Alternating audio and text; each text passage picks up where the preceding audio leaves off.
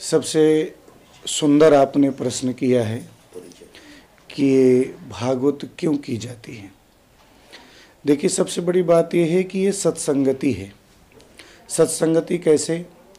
जैसे संसार में, समाज में अपने कुल का, अपने धर्म का, अपनी संस्कृति का ज्ञान हमें अपने बड़े लोगों से प्राप्त होता है। जो हमारे घर के बड़े बुजुर्ग होते हैं उनके द्वारा प्राप्त होता है कि हमारी संस्कृति क्या है, हमारी सभ्यताएं क्या हैं, हमको परिवार में कैसे रहना चाहिए, इन सभी चीज़ों का ज्ञान।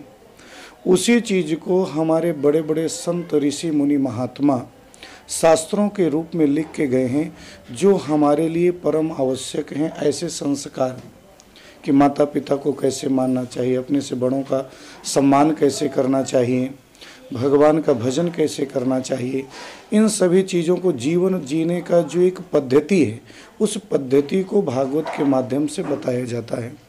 और ये भगवान का तो स्तवन है ही, भगवान की पूजा है ही, भगवान का गुणानुवाद तो गाया जाता ही है, लेकिन उसके साथ साथ हमें किस प्रकार से समाज में रह के जीवन जीना चाहिए, उसके लिए ये पुराण की कथा करना बड़ा ही जरूरी कार्य है। उससे हमें ज्ञान मिलता है।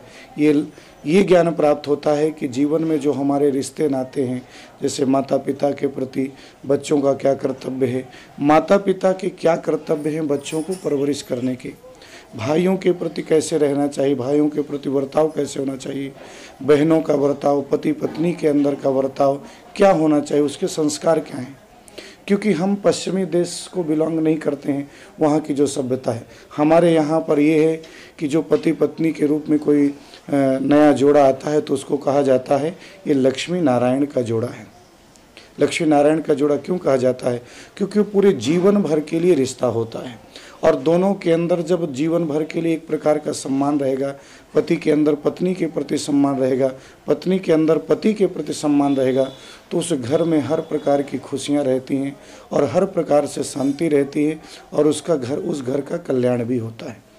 तो ये सब जीवन जीने की जो पद्धति है, उस पद्धति के विषय में पुराणों के माध्यम से जागरूक किया जाता है, और जो हमें आज बड़ी आवश्यकता है इसकी, क्योंकि हमारी जो नई पीढ़ियां हैं वो पश्चिमी देशों की संस्कृति की ओर भाग रही हैं, बल्कि वो लोग हमारी संस्कृति को अपना रहे हैं।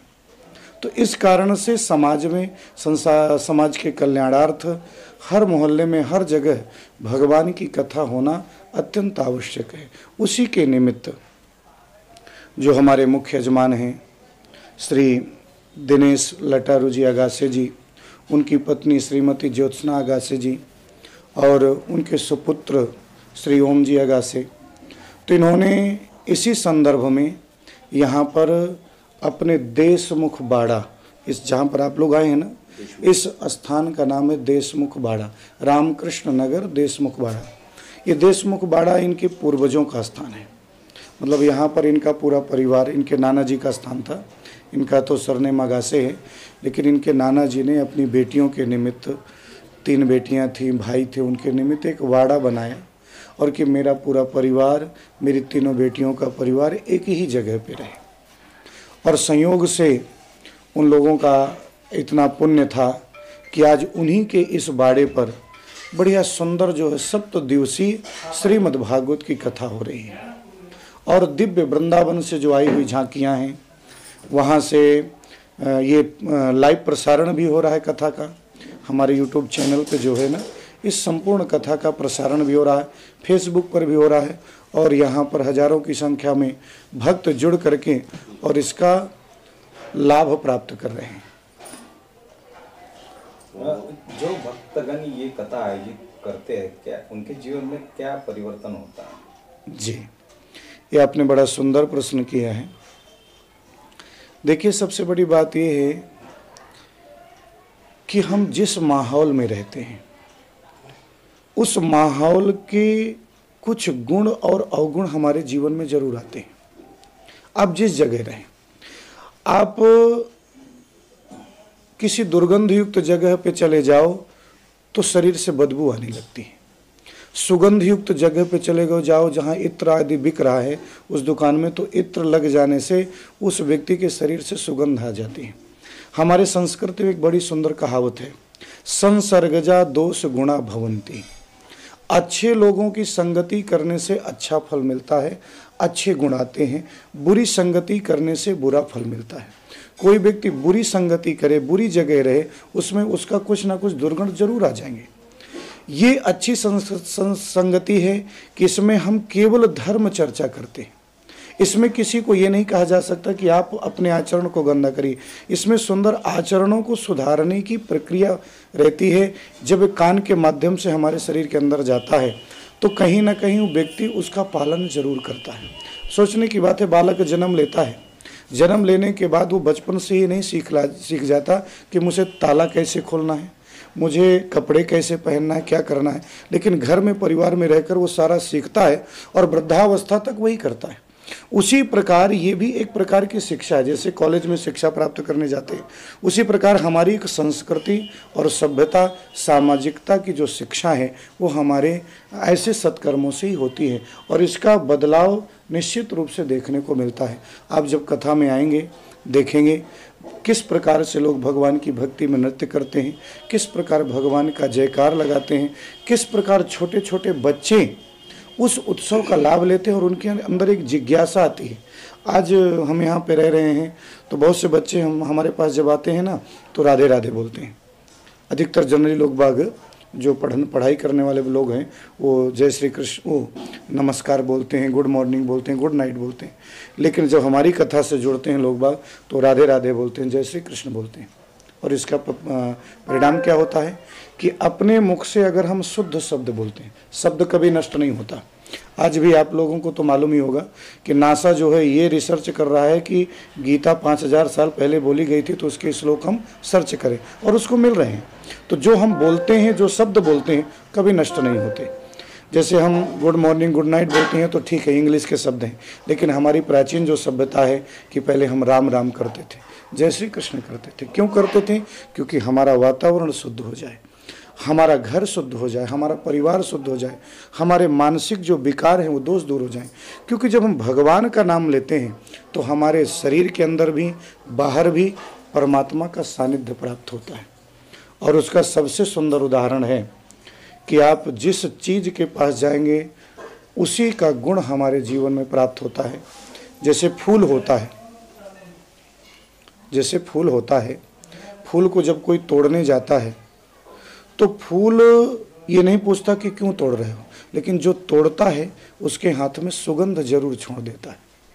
भागवत कथा के माध्यम से भक्तगण यहाँ से क्या लेके जाएंगे? जी संक्षेप में बताइए। हाँ, इन भागवत के माध्यम से अच्छे संस्कार, अच्छा ज्ञान और किस प्रकार हमें जीना चाहिए, किस प्रकार रहना चाहिए, हम किस संस्कृति से हैं, उन सभी चीज़ों का ज्ञान लेकर के वो लोग यहाँ से जाएंगे। देशमुख नहीं, देशमुख मेरे नाना जी का नाम है। मेरा नाम दिनेश टटारू जी आगा से है और मैं मोबाइल में सर्विस करता हूँ और मेरा जन्म इसी बाड़े में हुआ है और एक बिजनेस परिवार था बस। आपने भागवत सप्ताह का आयोजन किया है, क्या आपको प्राप्ति अभी हो रही है? अभी सप्ताह भी जो शुरू है तो एक भागवत का आयोजन इसलिए हुआ है कि भागवत हमारे घर में पहले से भक्ति भाव का माहौल है शुरू से।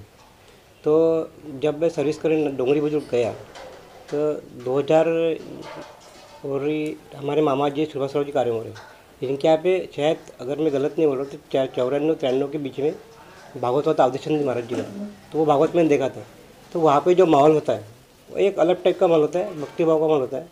और उसके बाद में महाराज जी का प्रोग्राम जब मैं डोंगरी शिफ्ट हुआ था यहाँ से रहने के लिए तो 2005 का प्रोग्राम मैंने महाराज जी का वहाँ सुना डोंगरी बुजुर्ग में। उसके बाद इनके 2 प्रोग्राम हुए यहाँ पे 2005-2006, तो दोनों प्रोग्राम मैंने उनके अटेंड किया।